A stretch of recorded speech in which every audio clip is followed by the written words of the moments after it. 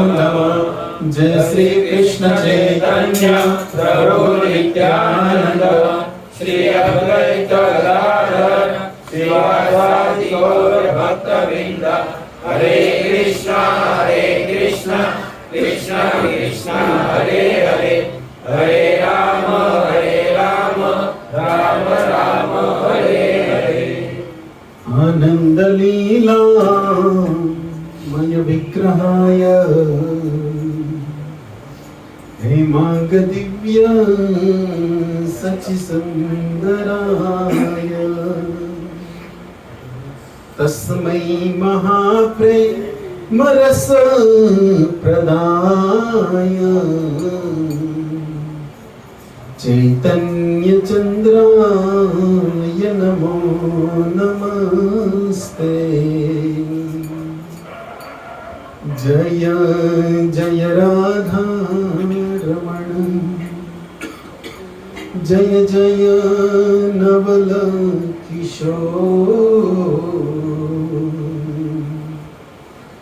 जय गोपी चित चोर प्रभु,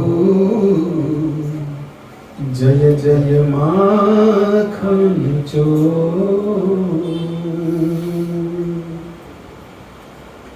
हरे कृष्ण। एक श्लोक डिवोटी केयर में आया होगा।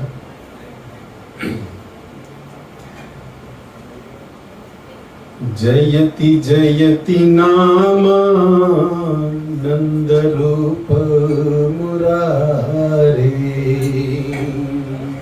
जयति जयति नाम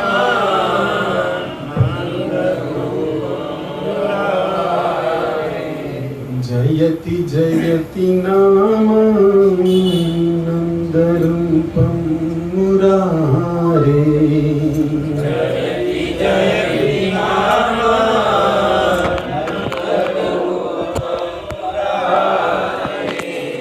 विरमित निज धर्म ध्यान पूजा दियत्नं,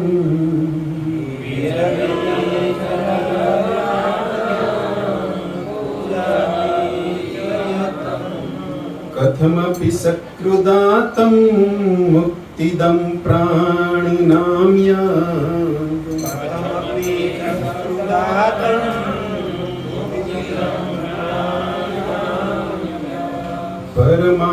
परमामृतमृतमेकं जीवनं भूषणं मे।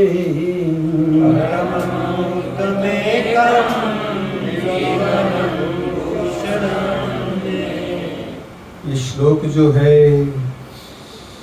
श्री बृहद भागवतम सनातन गोस्वामी ने जिसे लिखा है, तो श्रीपाद सनातन जी के शब्द है। बृहद भागवतम जिसमें पहला भाग जो है उसका 9वां नंबर का श्लोक है। ये आप खुद भी इसका पर्सनली इसको रसास्वादन कर सकते हो, लेकिन समय अनुसार जितना हो सके व्याख्या करने का प्रयास। सनातन जी कहते हैं इस श्लोक के विषय में कि जिसके द्वारा निज धर्म ध्यान और पूजादि चेष्टा का अंत हो जाता है, ऐसे आनंद स्वरूप मुरारी के नाम की जय हो। यह नाम जिस किसी भी प्रकार से लिए जाने पर नामाभास से भी क्यों न लिया जाए, प्राणियों को मुक्ति प्रदान करता है एवं यही एकमात्र परम अमृत स्वरूप है। यह मेरा जीवन एवं भूषण है। हमारा जो महाप्रभु का शिष्टाष्टकम का जो पहला श्लोक है उसी से मिलता जुलता, सभी के लिए सुलभ। और हम यहाँ पर इकट्ठा हुए हैं हमारे गोलकवासी मातृश्री को श्रद्धांजलि अर्पित करने के लिए प्रथम पुण्यतिथि के अवसर पर। और उससे पहले हमने भगवान की साक्षी में वैष्णव के बीच जो भी हरिनाम गाया, महामंत्र इत्यादि भगवान नाम का कीर्तन एवं श्रवण किया, वो हमारे लिए तो मंगलकारी है, लेकिन नाम का प्रभाव इतना है कि व्यक्ति के पीछे किसी भी स्थान पर किया जाए अवश्य उसको फल प्रदान करता है। तो आज का जो भी ये सत्संग कहो, कीर्तन कहो, प्रवचन कहो और अंत में महाप्रसाद कहो, जो भी है सब हमारे मातृश्री गोलकवासी बा के लिए हम कर रहे हैं। करने से पहले बड़ा ही पवित्र पावन दिन है आज। वैष्णव को शायद पता हो, कैलेंडर में देखने का अभ्यास जिसने उतरी गाड़ी पकड़न हुआ टेबल एनी माटे जागिन कैलेंडर हमें जोड़न बात से वैष्णव में कौन सा दिन है आज?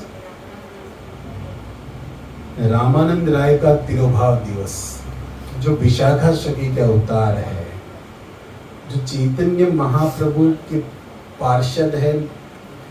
विशाखा सखी जो हमारे राधा रानी अष्ट सखियों में जो प्रधान है, जो कृष्ण लीला के लिए सहायता के लिए इस पृथ्वी पर प्रकट हुए थे द्वापर में, लेकिन वही विशाखा श्रीपाद रामानंद राय के शरीर पे श्री चैतन्य महाप्रभु की सहायता के लिए इस कलयुग के अंदर प्रकट हुए।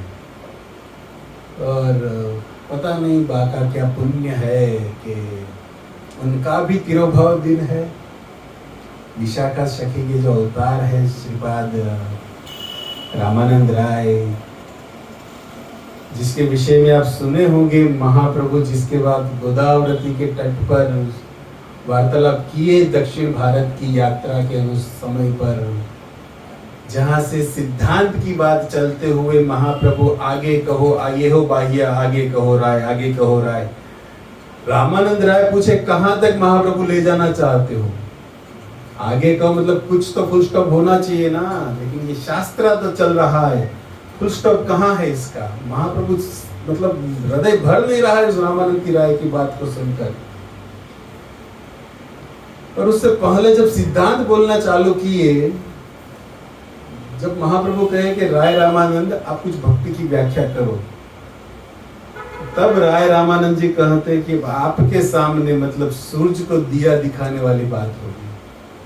आप सब जानते हो लेकिन मेरे जैसे को क्यों?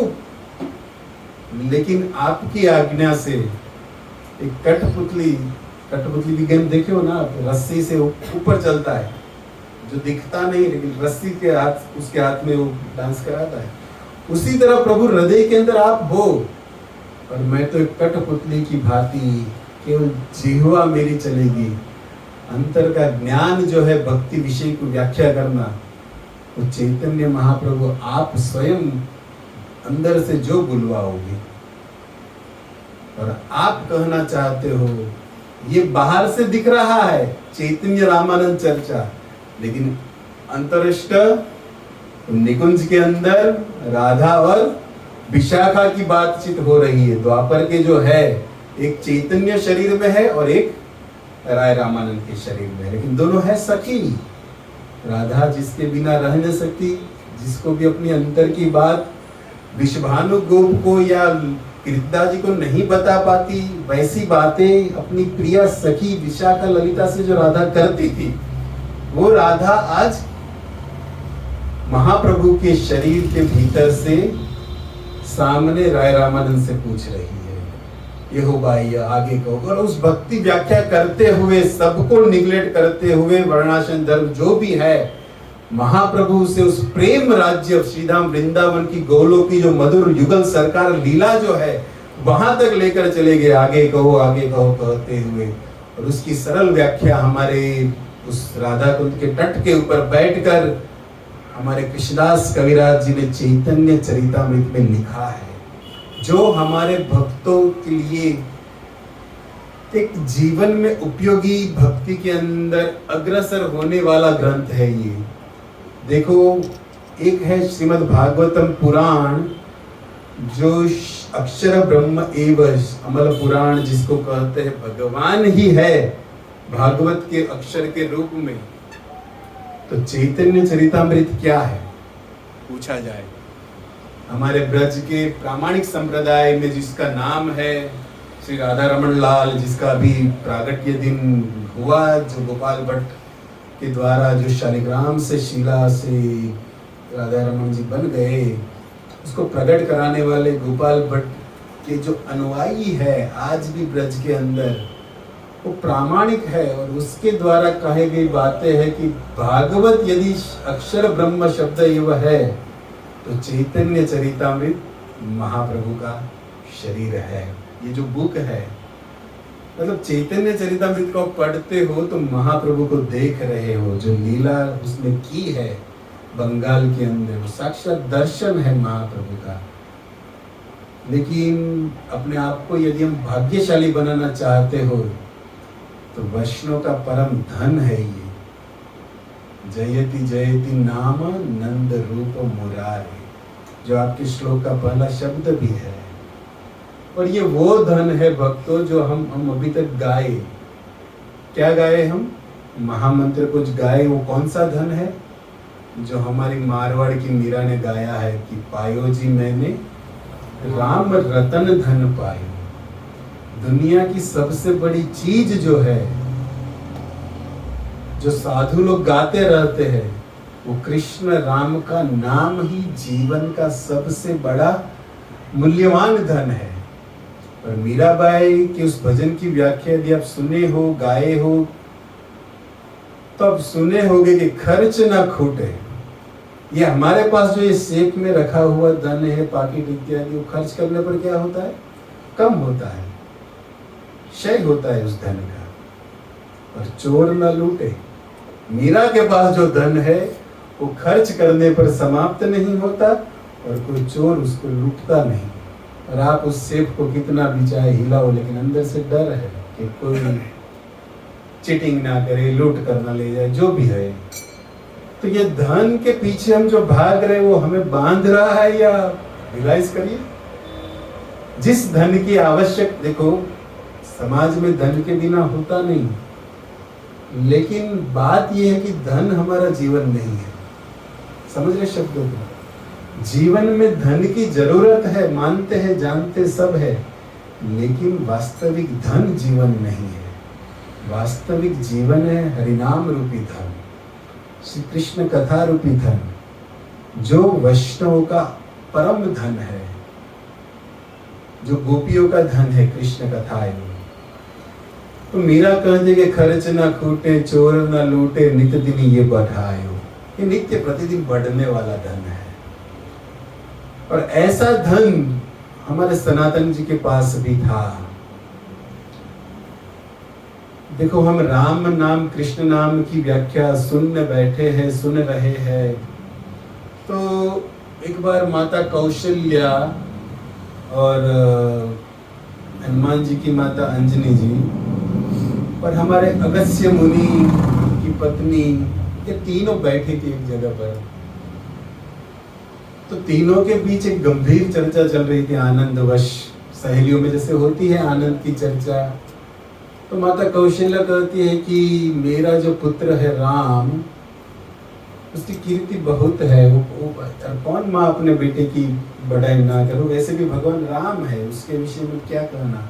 लेकिन माता कौशल्या एक आनंद की विषय है अपने बेटे का गुणगान गाना। और किसके बीच में गा रही है? जो सामने समझ रहे हैं, माता अंजनी बैठी है, हमारे अगस्त्य मुनि की पत्नी बैठी उसके सामने, कि हमारे राम का बहुत बड़ा गुण है और उनका बहुत बड़ा यश है कि उसने समुद्र पर पुल बांध दिया।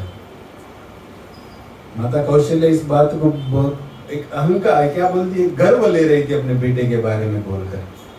लेकिन उसको सुनकर माता अंजनी और ये अगस्त्य जी की पत्नी भी आनंद में थी। लेकिन फिर भी माता अंजनी ने कहा कि देखो कौशल्या बहन, यदि बुरा ना लगे तो एक बात कहूं, देखो सखियों के बीच आनंद है, कोई नीचे उतार दिखाने की बात नहीं है।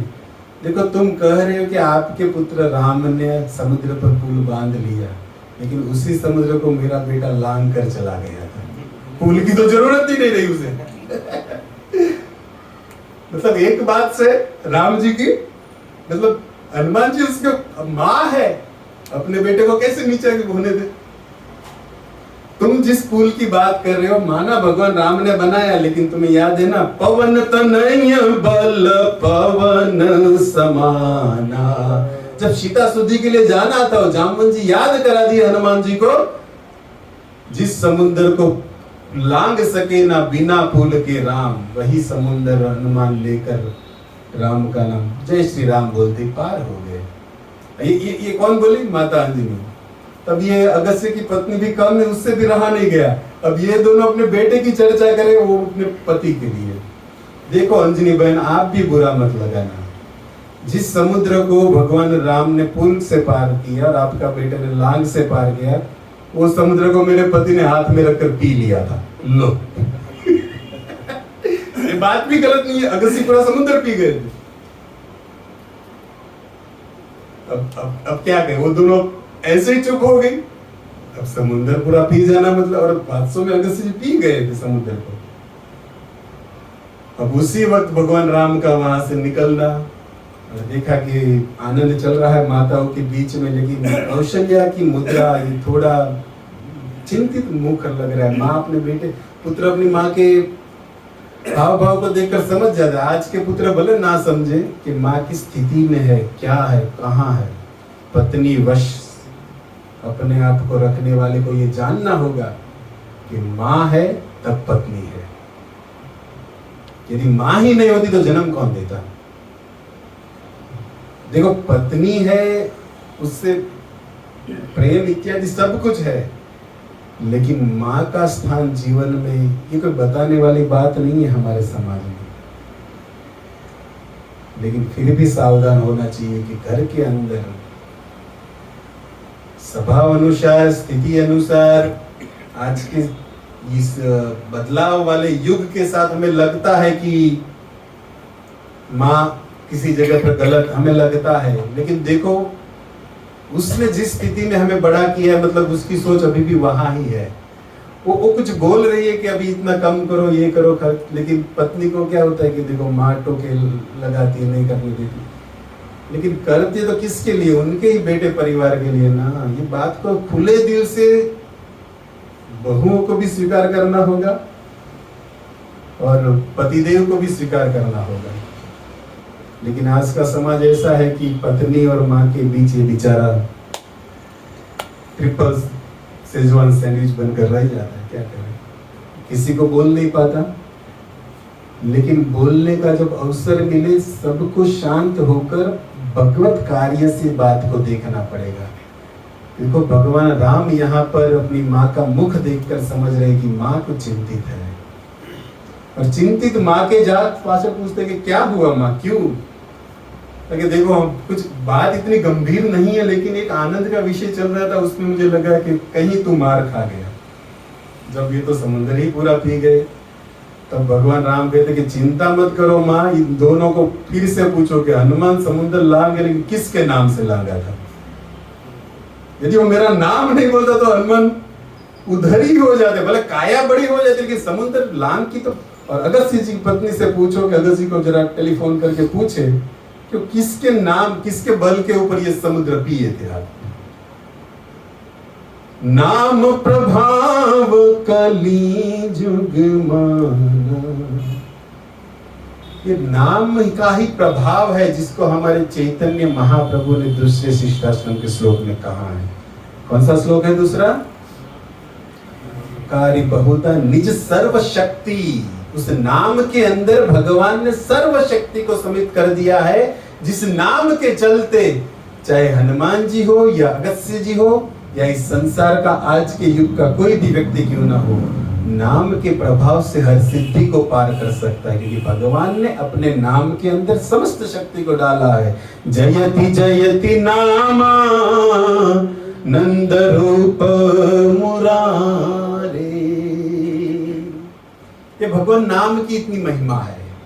और हम जिस धन की बात कर रहे थे, समय भी हो गया, अभी चालू भी नहीं किया, लेकिन चलो धन की बात कर रहे थे, तो धन को थोड़ा समझ ले, फिर समाप्ति कर देते हैं कि देखो हमारे काशी विश्वनाथ बनारस के अंदर काशी विश्वनाथ जी के बड़े ही सरल और प्रेमाल भक्त थे, उनकी बेटी की शादी थी, उसने अनुष्ठान किया था कि अभी अभी धन कहाँ से लाए। महादेव जी का, काशी विश्वनाथ जी का अनुष्ठान किया और महादेव जी प्रसन्न होकर कहे कि धन चाहिए तो मेरा मित्र है जो वृंदावन में रहते हैं, उस सनातन, उनके पास जाकर धन उनके पास है, वो दे देगा, आपका कार्य हो जाएगा। महादेव जी भेज रहे और वास्तव में सनातन जी मित्र है। आप चकलेश्वर गिरिराज चले जाइए, दोनों की मित्रता महादेव और सनातन जी की प्रसिद्ध है। महाप्रभु विश्वनाथ जी भेजे उस ब्राह्मण को कि विशिदा वृंदावन में जाओ, वहां पर यमुना के उस नंदगांव, कहाँ है भजन कुटीर सनातन जी की, पावन सरोवर के पास।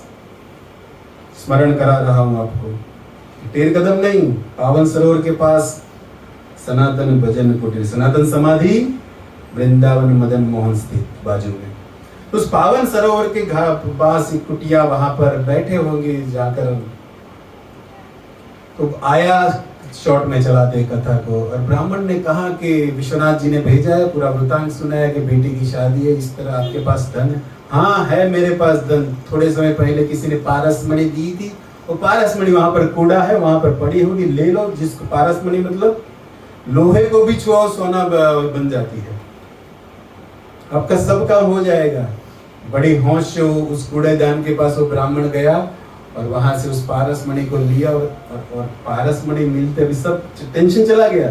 शादी अभी कितना शादी करने के तो काम निकल जाए, सब काम हो जाएगा। लेकिन उस ब्राह्मण के मन में विचार हुआ कि ये साधु के पास इतनी अनमोल चीज है जो कचरा पेटी, अपने कचरा पेटी बंद हो रखे ना, अभी वस्तु को कचरा पेटी बंद हो, और ये साधु महात्मा इस धन को, पारसमणि को कचरे के ढेल के पास रखते हैं, तो इनके पास और भी कुछ होना चाहिए, इससे भी बड़ी सामग्री, इससे भी बड़ा धन। तो वापस गया सनातन जी के पास कि वो तो मिल गया मुझे, लेकिन आपके एक मन में एक शंका है कि इससे भी बड़ा धन आपके पास होना चाहिए, तभी तो आप इसको यहाँ रखते हो ना कचरे के पास। तब सनातन जी के है ना, इससे भी बड़ा धन हमारे पास है, तो वो दो ना सीधा। मांगो वाला ने तुम्हारे तो यार है दो, कोई लो लाओ कोस में। लेकिन आपको एक काम करना पड़ेगा, अब ये हाथ में जो पारसमणि है ना, उसको बाजू में यमुना बहती, उसके अंदर डाल दो, फिर मिलेगा। साधु की बात पर, सनातन जी के वाक्य पर विश्वास रखकर वो जो हाथ में पारसमणि थी यमुना में बहा दी, और आया कि यमुना में उस पत्थर को बहा दिया, पारसमणि को। अब दोनों असली धन जो आपके पास है, आने काटी तुम्हारे आवड़ी मोटी आती लोगे ले। अरे अब क्या होगा, शादी बेटे की कब कब कैसे होगा, पारसमणि तो गया। अब हरिनाम देखो, तब सनातन जी गए कि वास्तविक धन ये है, जिस धन की, अब देखो भगवान शिव के मित्र कौन है, देवताओं का जो खजांची है कुबेर, वो तो हमारे महादेव जी का मित्र है। और महादेव जी जिसको सोने की लंका रावण को दी, उनके पास कितना धन होगा महादेव के पास? एमना विचारो में 2000 नोट आपे तेरी पे 5000 तो खींचा होવો જોઈએ, कोई 5 लाख નું दान कर दे तो 5 करोड़ की पार्टी तो होવી જોઈએ, एमना स्वाभाविक समझ में आवे। तो भगवान शिव रावण को सोने की लंका दे सकते, तो वो क्या वट वृक्ष के नीचे ही तुम्हारी पकड़ बाबा जी बैठा रहे? कथाएं से पता चलती कि उसके पास कुछ और धन होगा, लेकिन असली धन उनके पास है, ये राम नाम रूपी धन। जो धन है, ये जो जगत की, जो ये कागज इत्यादि के पीछे हम जो लगे हैं, वो यहाँ तक ही सीमित है। और ये धन के कारण घर परिवार में क्या क्लेश कम है? विचार कीजिए। लेकिन इस जगत से छुड़ाने वाला, भगवत धाम की प्राप्ति कराने वाला, जीवात्मा को परमात्मा से मिलाने वाला कोई सच्चा धन है, तो वो है हरिनाम कीर्तन, ये हरे कृष्ण महामंत्र, ये राम नाम, ये कृष्ण नाम। इस धन की व्याख्या, इस धन की जरूरत है आज के समाज को। और साथ साथ हो गया समय प्रभु जी बता देना થઈ જ ગયો છે, પણ ના નહીં પાડો, પણ તોય તે હું જ બંધ કરી દઉં। કથા તો ઘણી સારી સારી છે બધી। શું માતાઓ આ દેવતાને બહુ પૂછ્યું ઉધારું કે નહીં? રિયલમાં માતાઓને ખબર હોય। આ ઘણી વાર આપણે પૂછીએ થોડું આંકવું એટલે દેવતાઓ આપણે માતા હોય તો અમને ખબર હે બહાર વાગશે, ડાયરેક્ટ જ પૂછ લઈએ કેટલા શું કરવું છે, 5 મિનિટ આંકવું છે કે હકેલ લેવું છે? હે जब देर माता हो गए છો આમ તે બધી વાતમાં એનું માનો સાથ તો માની લો સત્સંગની વાત છે ઘરે જઈને કહેતા નહીં હું કામ તે હા પાડી મારે હેઠે એમ ન કહેતા આમ તો બધું માનો જ છો तो सारी बात में तुमने कह के सत्संग से सांभळो 5 मिनट ओके। तो ऐसे ही हमारे इस नाम के बड़े ही प्रेमी है श्री नारद जी, जो हमेशा अपनी वीणा पर श्रीमन नारायण नारायण नारायण, ये तो टीवी वाले ने दिखा दिया, लेकिन असली नारद मुनि बजाए वीणा राधिका रमण नामे। टीवी वाले तुम्हारे तंबूरो पकड़े दो नारद जी ने आ तुम्हारे एंटीना ऊंचो लांबो ચોટલી કરીને बतावे करे आया ना आया। ई नारद जी नो वेश નથી, शास्त्र अलग के नारद जी ने राधिका रमण नामे जो वीणा बजाते हैं, जो महामंत्र गाते हैं, वो नारद जी का स्वरूप है। और वह नारद जी एक बार उनके मन में एक प्रश्न कुतूहल हुआ कि भगवान का सबसे बड़ा कृपा पात्र कौन है, कौन है भगवान का सबसे कृपा पात्र शिष्य, और भगवान किस पर ज्यादा प्रसन्न होते हैं। वो देखने के लिए आए त्रिवेणी संगम प्रयागराज के पास, गंगा यमुना सरस्वती मिलन जहां पर है प्रयागराज, वहां पर आकर देखा माघ का महीना था। माघ महीना खबर ना कयो आवे है जी, आवते महीना में क्या तुम्हें ले जाओ, अठवाडिये नहीं बांधे महीना में कम बताओ सर, चलो बाद में देखेंगे, कथा को सुनते हैं। माघ महीने पर बड़ा ही ये मेला लगता है वहां पर प्रयागराज के समीप, और प्रयागराज के यहाँ एक सज्जन ब्राह्मण थे जो वहां पर आने वाला, अपने भाषा में भंडारों के बहुत बड़ा भंडारा चलाते, जो भी वहां साधु संत स्नान के लिए आते थे और भी जो यात्री जन आते थे उनको भोजन कराए बिना जाने नहीं देते थे ये ब्राह्मण।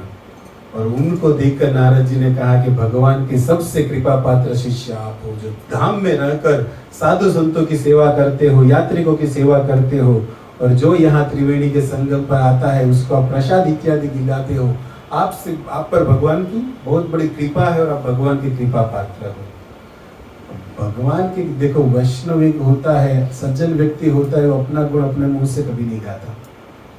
सज्जन व्यक्ति की पर्सनालिटी ही उसका गुणगान है। तो कहीं से भी गुजर जाए लोग चर्चा करेंगे कि ये आ गया।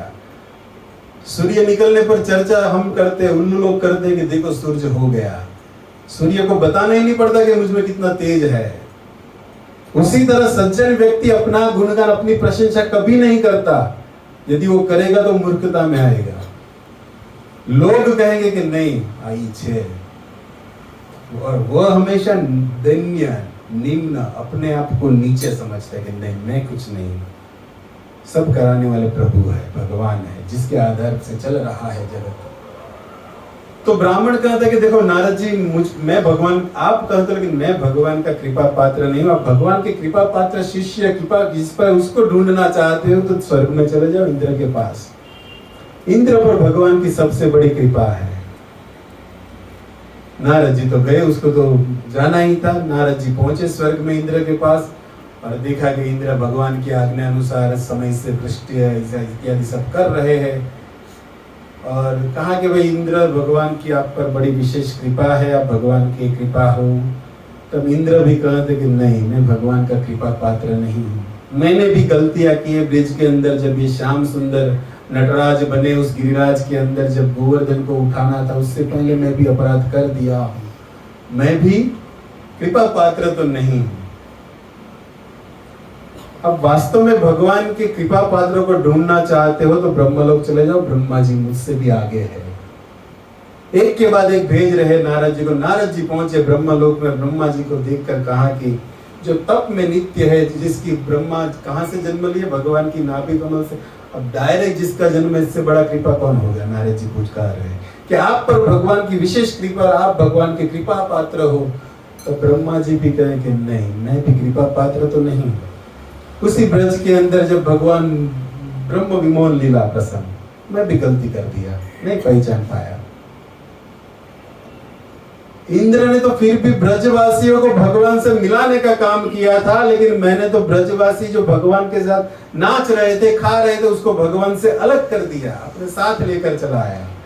और जो गोपियां, जो गोपगण भगवान को नित्य देखना चाहते थे, अपने अपने घर में रहकर देख नहीं पाते थे, इंद्र ने तो वर्षा कर गिरिराज के नीचे सबको मिला दिया। मतलब उसने तो अच्छा काम किया, मैंने तो साथ में थे उसको अलग कर दिया, मैं कृपा पात्र नहीं हूं। अब वास्तव में कृपा पात्र भगवान का कौन है देखना चाहते हो, कैलाश चले जाओ, महादेव बैठे हैं। राम नाम समाधि में जो नित्य है उस पर भगवान की कृपा है। नारद जी पहुंचे कैलाश पर माता पार्वती के साथ, भगवान सभा में हरिनाम चर्चा कर रहे, वहां जाकर कहते कि भोलेनाथ आप रियल में कृपा पात्र हो भगवान की, भगवान आप पर बड़ी कृपा है। तो भगवान शिव भी वैष्णवान यथा शंभु नहीं स्वीकार की इस बात को कि मैं भी नहीं। अब वास्तव में भगवान के कृपा पात्र को ढूंढ रहे हो तो सूतल लोग चले जाओ, प्रहलाद जी है, एक के बाद एक भेज रहे। नारद जी आज पूरा परिक्रमा में लगे हैं और आप भी इस लोकों की देखो, आप त्रिवेणी से चले, स्वर्ग में पहुंचे, स्वर्ग से आप ब्रह्मलोक पहुंचे, ब्रह्मलोक से आप कैलाश पहुंचे, कैलाश से महादेव कहां भेज रहे हम लोगों को, सूतल में। ये कथा के साथ आपकी भी लोकों की यात्रा हो रही है, यदि समझ में आए शब्द तो। नारद जी घुमा नहीं रहे, घूम नहीं रहे, हमें साथ घुमा रहे, और यही कथा का रसास्वादन है। कथा के अंदर मन को प्रविष्ट कर लेना, कथा के अंदर नित्य आनंद में रहना, यह हमारा रियल धन है। सुनने के लिए सुनना नहीं है, साथ साथ उस लीला कली स्थली का दर्शन, उस पात्र को देखते हुए कथा में मन को रमाना, यह है कथा का वास्तविक फल। तो नारद जी पहुंचे सूतल में और कहते कि प्रहलाद जी आपके कारण तो उस खंबे को फाड़कर सत्यम विधातु निज भृत्य भाषितम स्तंभे सभायान मृगम नमः, अभी मनाया ना नरसिंह चतुर्दशी, आपके कारण भगवान अवतार ले लिए, मतलब आपसे बड़ा कृपा आपको किसके पर होगा। तब प्रहलाद जी कहते कि देखो मेरे लिए भगवान ने अवतार तो लिया, लेकिन फिर भी मैंने भगवान का कृपा किया ऐसा कुछ किया नहीं, मैंने तो हमेशा उसको अपनी सेवा में रखा है। मुझे मेरे पापा हिरण्यकशिपु ने जब जब मुझ पर विपत्ति डाली, मैं इनका स्मरण करते रहा और इसको आना पड़ा, मतलब मैंने उसको सेवक के रूप में बारंबार बुलाया है कि आप आओ मेरी रक्षा करो, आओ मेरी रक्षा कर दो, और ये बारंबार आए हैं। तो कृपा मैं कैसे अपने आप को कृपा पात्र मानूं। अब वास्तव में कृपा पात्र को ढूंढ रहे तो चले जाओ किम पुरुष लोग, जहां पर हनुमान जी विराजित रहे हैं। हनुमान जी कहाँ रहते हैं, भागवत पंचम स्कंद को पढ़िए, ये लोक लोकांतर की बातें है, सृष्टि स्वर्ग इत्यादि सब, वहां पर किम पुरुष वर्ष जो है वहां पर हनुमान जी बैठे। उस हनुमान जी भगवान के रियल कृपा पात्र है, यदि मेरी मैं कहूं तो। नारद जी तो वहां से हनुमान जी के पास आके पहुंचे और हनुमान जी से कहते कि देखो कितना चक्कर काटा हूं, आपके पास पहुंचा, रियल में आप तो हो ही दास्य धर्म के आप, और आपके लिए तो भगवान राम साथ में, मतलब आप पर जितनी कृपा भगवान की उतनी शायद किसी पर नहीं होगी। हनुमान जी के खोटा बाण है बेल मारो उसने आया नहीं, एड्रेस ભૂલ થાય છે। નારદ जी के ક્યાંથી પણ કેટલાય મોકલી તો તમને કહીશ તો ખબર પડશે તમને, વાયાઓને ડાયરેક્ટ નથી આવ્યો, એકબીજાના અનુભવ હારે આવ્યો છું। બ્રાહ્મણ થી લઈને પ્રહલાદ સુધીના અનુભવ છે કે તમારા દ્વારા આવીને બેલ માર્યો છે, એ ડાયરેક્ટ નથી આવ્યો। પણ તોય હું કહું છું તમે ખોટા સ્થાને આવ્યો છો, તો ક્યાં, તો કે તમે જાઓ હસ્તિનાપુર, પાંડવો જ્યાં બેઠા છે, ભગવાનના રિયલ કૃપા, ભગવાન જેની હારે રહ્યા એનથી વિશેષ કૃપા કોની ઉપર હોય। આ તો પહોંચ્યા તમારી હસ્તિનાપુર, પાંડવોને જઈને કહેતા ત્યારે પાંડવો યુધિષ્ઠિર સ્વીકાર કરે કે નહીં હજી ખોટો બેલ માર્યો છે, કૃપા અમારા પર છે જ ને, અમે તો એને સારથી તરીકે યુઝ કર્યા છે, શાંતિ દૂત બનાવીને મોકલ્યા છે, પોસ્ટમેનનો ધંધો કરાયો ભગવાન પાસે। અમે અપરાધી છે, કૃપા થોડી છે અમારા ઉપર।